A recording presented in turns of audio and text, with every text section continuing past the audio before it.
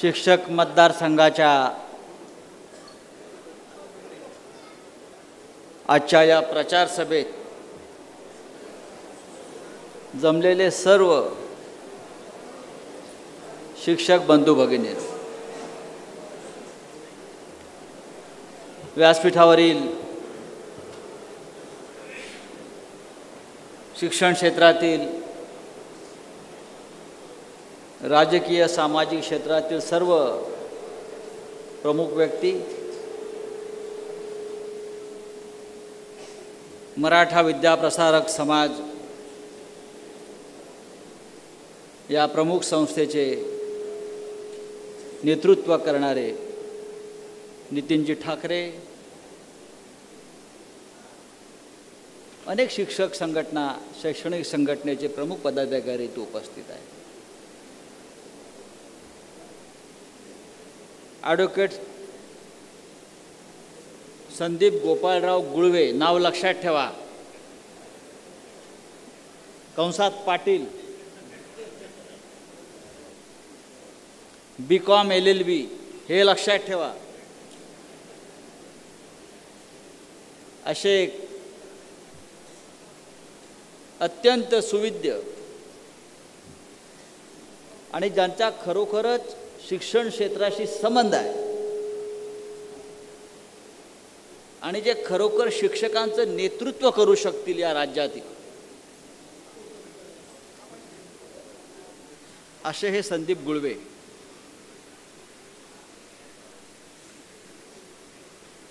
यांना महाविकास आघाडी, ते शिवसेनेचे उमेदवार आहेत, पण चिन्ह त्याच्यावरती नसतं, मशाले चिन्ह नाही, बरोबर ना, चिन्ह नाही. त्यांच्या नावासमोर काळजीपूर्वक एक, आमचा अनुभव अत्यंत वाईट आहे मुंबईमध्ये, ठाकरे साहेब, सगळ्यात जास्त मतं बाद होतात ते पदवीधर मतदारसंघामध्ये. पदवीधर मतदारसंघ जे आहेत, मुंबईचे असतील, बाहेर असतील, आदिवासी पाड्यांवरची मतं कमी बाद होतात, ग्रामीण भागातली मतं कमी बाद होतात, पण शिक्षक मतदारसंघ हे पदवीधर मतदारसंघामध्ये मतं बाद होण्याचं प्रमाण शरद पाटीलजी प्राध्यापक हे वाढलेलं आहे. याची कारणं शोधावी लागतात. लोका सांगे ब्रह्मज्ञान, आपण कोरडे पाषाण, हे जे काय आहे सध्या. पण नाशिक मतदारसंघात ह्या वेळेला शिक्षकांची मतं बाद होणार नाहीत, याची काळजी आपण सगळ्यांनी घेतली पाहिजे. मतं का बाद होतात याचा शोध मला ह्या वेळेला लागला. हजाराच्या आसपास किंवा जास्त बोगस शिक्षकांचं मतदान इथे नोंदवलं गेलं. काय म्हणजे मला आश्चर्य वाटलं. आता आम्ही राजकारणातले लोक आहोत, आम्ही हेराफेरी करतो, आम्ही मतदारांना आणतो, बसवतो, मतं द्यायला सांगतो, आम्ही बऱ्याच गोष्टी करतो राजकारणामध्ये, आपण करत असतो. पण शिक्षक मतदारसंघामध्ये शिक्षकांची मतं मिळावीत यासाठी बोगस शिक्षक तर कर्मचारी ह्यांची मतं नोंदवली जातात. आणि मला असं वाटतं हीच मतं शक्यतो बाद होतात. पण ही प्रथा आणि ही परंपरा ह्या निवडणुकीमध्ये आपल्याला मोडून काढायची आहे, संदीप गुळवे यांच्या निमित्तानं.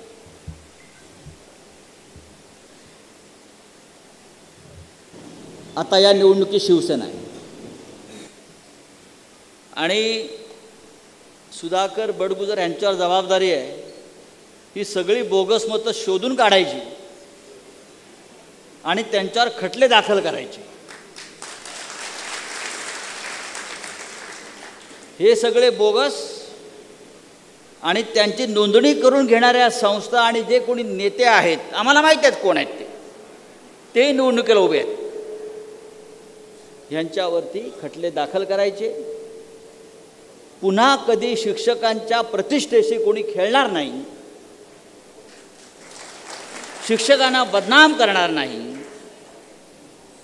अशा पद्धतीचं काम आपण या निवडणुकीत करायचं आहे. आम्ही लोकसभा लढतो, विधानसभा लढतो, जिल्हा परिषदा लढतो, फार सोप्या निवडणुका वाटतात. पण जी तुमची शिक्षक मतदारसंघाची निवडणूक आहे ही फार सोपी वाटत नाही. 54 तालुक्यांचा मतदारसंघ, 54 ठाकरे साहेब, 54 तालुक्यांचा मतदारसंघ, 6-7 जिल्हे,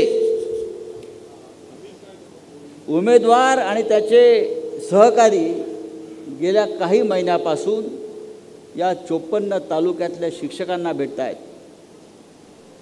संस्था चालकांना भेटत आहेत,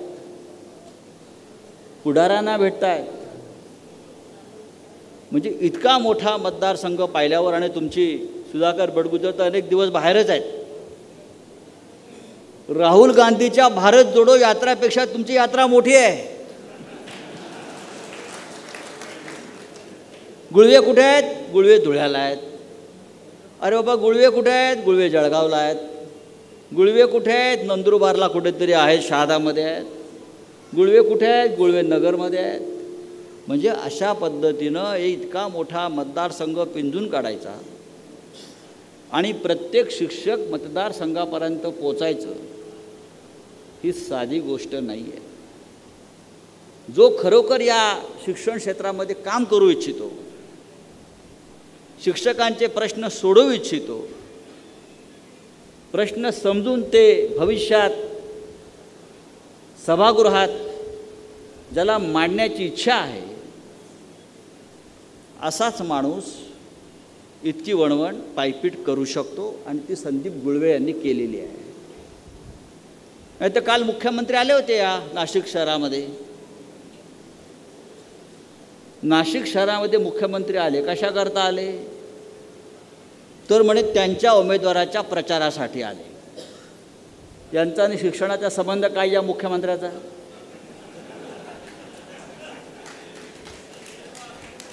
गेल्या 1.5-2 वर्ष मुख्यमंत्री आहेत. शैक्षणिक धोरणावर, शिक्षकांच्या प्रश्नावर, विद्यार्थ्यांच्या प्रश्नावर या महाशयांनी एक शब्द तरी कधी उच्चारलायचं असेल तर मला सांगा. असे मुख्यमंत्री या नाशिकमध्ये आले आणि माझ्या उमेदवाराला विजयी करेन असं सांगितलं. मी म्हटलं म्हणजे काय करणार आहेत ते? तर त्यांनी शिक्षकांच्या मताचा भाव लावला.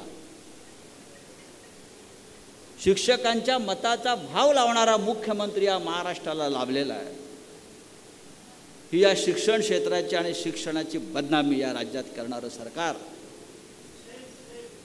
आपल्याला त्याला छेद द्यायचा. आणि त्यांच्याच उमेदवारांनी सांगितलं ना, शिक्षकांना गुलामासारखं राबो. काय म्हटले ते? शिक्षण तुमचे गुलाम राहतील.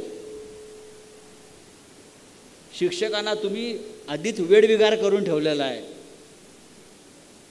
अनेक शिक्षकांचे प्रश्न जे असे आहेत, अनेक संस्थांचे प्रश्न आहेत, तुम्ही त्यांना वेडविगाराचंच काम दिलेलं आहे. अनेक संस्था तुम्ही संकटात आणलेल्या आहेत. या देशात आणि या राज्यामध्ये सगळ्यात जर दुःखी आणि कष्टी कोणी असतील तर पहिला शेतकरी आणि नंतर शिक्षक.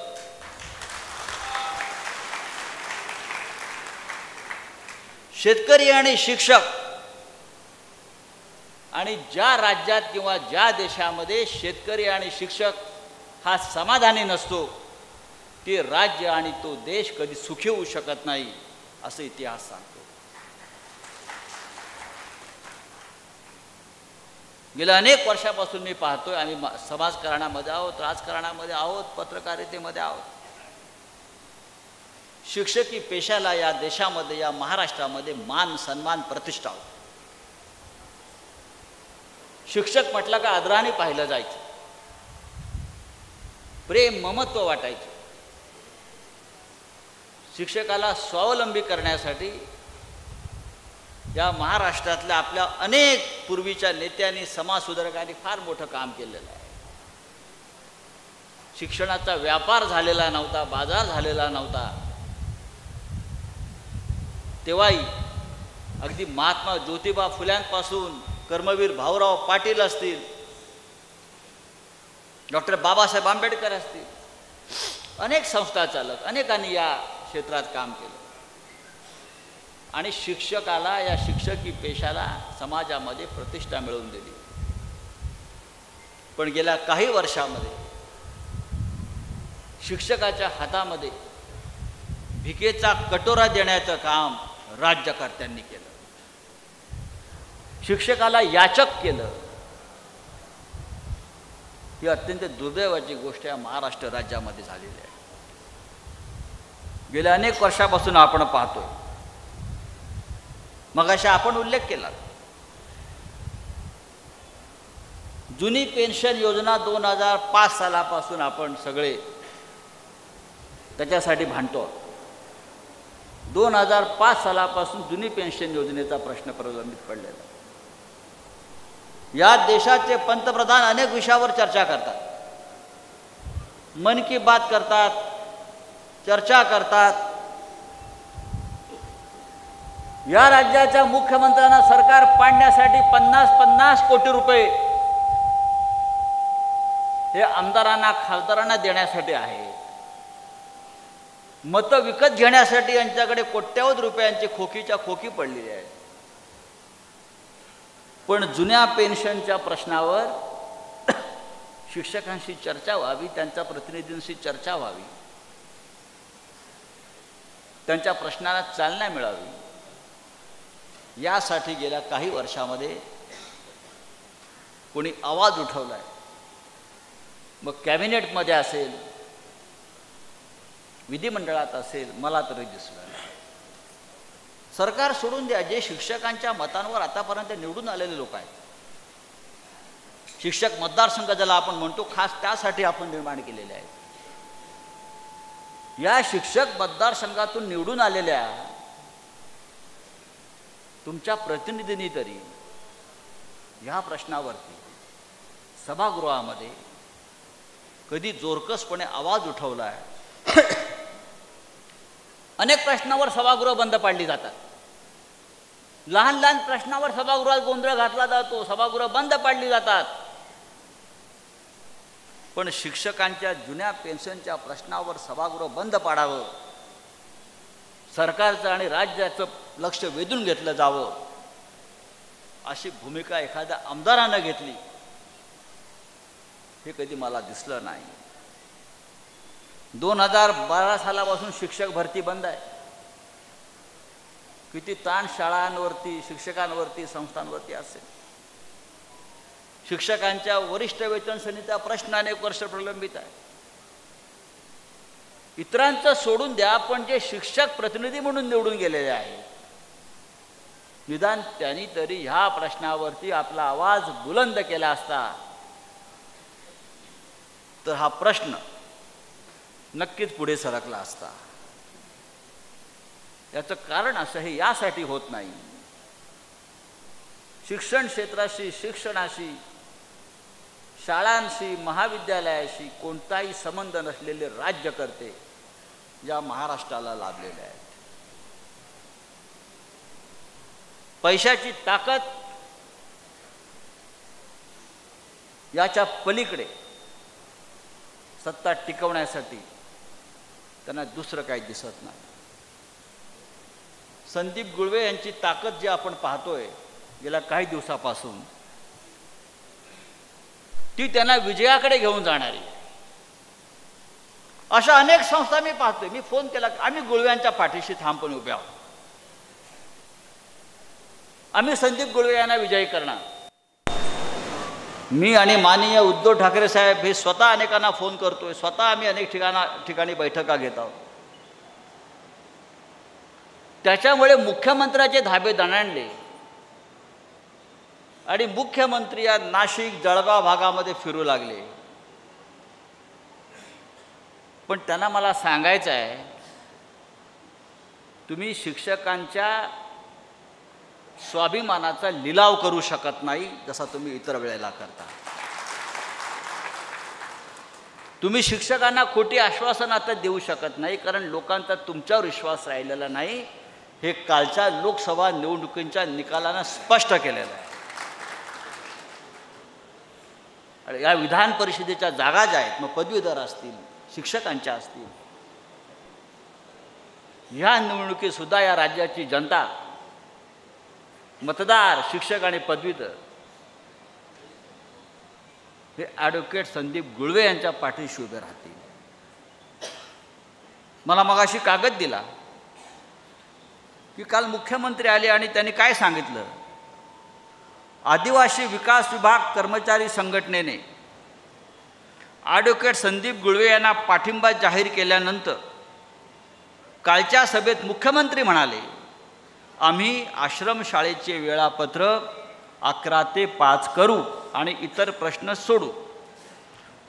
आपण 2.5 वर्ष मुख्यमंत्री आहात महोदय, मग आश्रमशाळेचे शिक्षक आणि कर्मचाऱ्यांचे प्रश्न तेव्हा का सोडवले नाहीत? निवडणुका आल्यावर तुमचा उमेदवार आता घरी जाणार आहे याची खात्री पटल्यावर आपण आदिवासी आणि आश्रमशाळेच्या शिक्षकांच्या बाबतीमध्ये आपल्याला कंठ फुटलेला आहे. 2.5 वर्ष आपण राज्य करताय, त्याच्या आधी आपण सरकारमध्ये होता. मला आठवते माननीय उद्धव साहेब मुख्यमंत्री होते 2.5 वर्ष. त्यांच्याकडे गेलेला प्रत्येक प्रश्न त्यांनी कसा सोडवला. मधल्या काळामध्ये अंगणवाडी सेविकांचं आंदोलन मुंबईत झालं. करोना काळामध्ये अंगणवाड्या बंद होत्या. त्यांचा पगार आता द्यायचा की नाही असा प्रश्न निर्माण झाला. अंगणवाड्या बंद आहेत. मुख्यमंत्री उद्धव ठाकरे यांनी आदेश काढला, अंगणवाडी सेविकांना घरपोच पगार मिळेल, त्यांची घरं चालली पाहिजे, त्यांच्या चुली पेटल्या पाहिजे.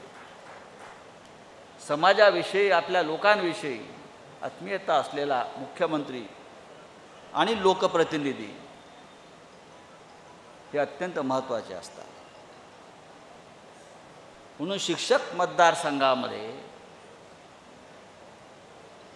उद्या मतदान करताना आपण ती काळजी घेतली पाहिजे.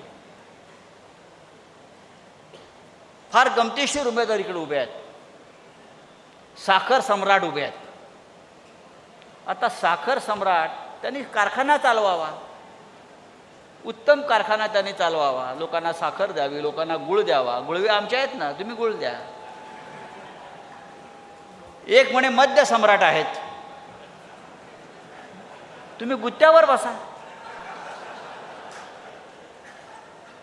तुम्ही इथे काय करताय?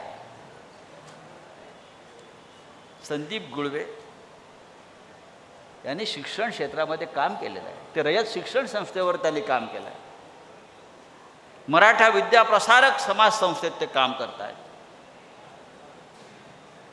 अनुभव दांडगा आहे. त्यांच्याकडे पाहिल्यावरच वाटतं की ते शिक्षकांचे प्रश्न सोडवतील. चेहरा हसतमुख,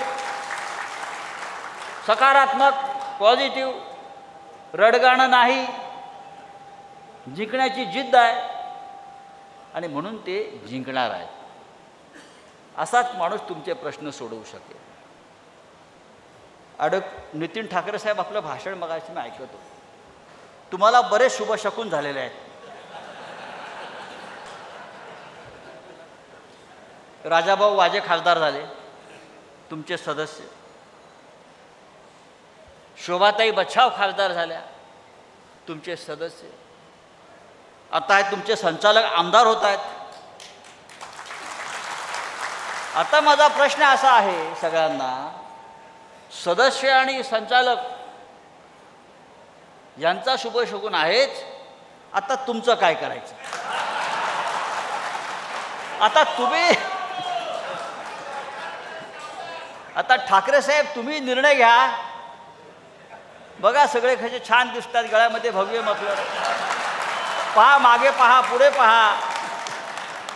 ज्याने ज्याने गळ्यामध्ये भगवं घातलेला आहे त्यांचा मार्ग निर्वेदपणे असा पुढे गेलेला आहे. आपण तर त्या संस्थेचं नेतृत्व करताय.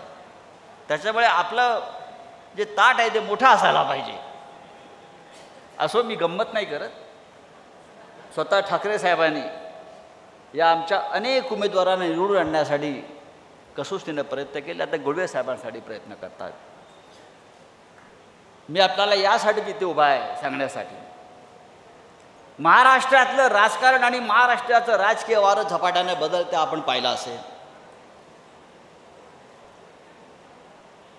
आणि या प्रवाहामध्ये आता आपण सामील व्हायला पाहिजे.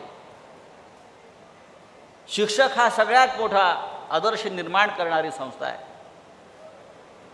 शिक्षक बऱ्याच गोष्टी घडवू शकतो. तो विद्यार्थ्यांपासून पालकापर्यंत आणि घरापर्यंत पोचणारी ती संस्था आहे. पुढल्या 3-4 महिन्यामध्ये आपल्याला आपल्या माध्यमातून या महाराष्ट्रामध्ये बदल घडवण्यासाठी कष्ट करावे लागतील. मगाशी मालेगावच्या मुख्याध्यापिका मला भेटल्या, आता काय समोर बसल्यात. आप पाहते ना किती वर्ष आपण मुख्याध्यापिका आहात. मला आनंद वाटला. 33 वर्ष या मालेगावला मुख्याध्यापिका, वर्षानुवर्ष शिक्षकी पेशा घेऊन काम करणारी ही पिढी आहे. आणि तुम्ही म्हणाल तुम्ही शिक्षकांविषयी इतक्या आत्मीयतेनं का बोलताय. माझी बायको शिक्षिका आहे, माझी पत्नी शिक्षिका आहे. इंडियन एज्युकेशन सोसायटी मोठी संस्था आहे. 30-35 वर्ष तीही शिकवत राहिली. त्याच्यामुळे मला शिक्षकांचे प्रश्न आणि शिक्षकांच्या वेदना जास्त माहिती आहे. आपल्याला माहिती आहे. आपण सगळ्यांनी एकजुटीनं संदीप गुळवे यांना मतदान करायचं आहे. मगाशी ठाकरे साहेबांनी पहिली फेरी, दुसरी फेरी, तिसरी फेरी सांगितली. आपल्याला कोणत्याही फेऱ्यामध्ये अडकायचं नाही. आपल्याला पहिल्या फेरीमध्ये ॲडव्होकेट संदीप गुळवे यांना 40,000 मतं मिळवून द्यायची आहेत. किमान 40 चालतील ना. 40,000 मतं घेऊन पहिल्या फेरीमध्ये हा आपला आमदार जिंकून आला पाहिजे. आणि ज्या प्रकारचं वातावरण या उत्तर महाराष्ट्रात नगरमध्ये मला दिसतं आहे, 40,000पेक्षा जास्त मतं संदीप गुळवे यांना मिळतील. आणि शिक्षकांचे प्रतिनिधी म्हणून ते विधिमंडळात जातील. आणि तिथे एकदा विधिमंडळात पोचल्यावर एक लक्षात घ्या, फरक कसा आहे, ते शिवसेनेचे आमदार असणार आहेत. त्याच्यामुळे शिक्षकांच्या प्रश्नासाठी तुमच्या इतकेच आम्ही त्यांच्या पाठीशी आग्रही असू.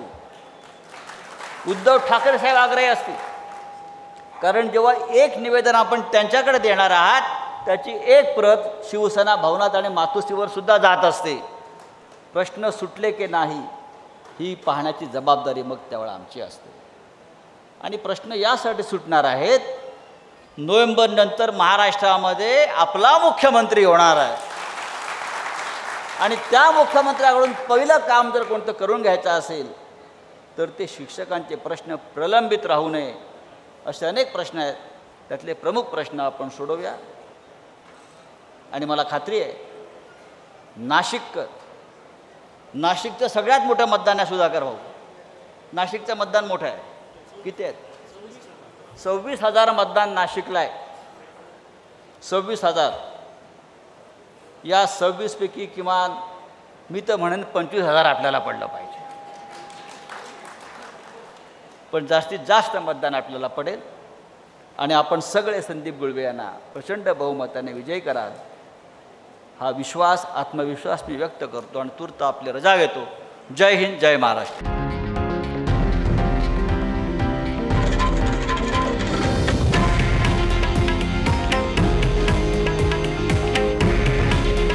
हे आहे देशातील नंबर 1 न्यूज नेटवर्क आणि आपण पाहत आहात TV9 मराठी. काळजी तुमची, हित महाराष्ट्राचं.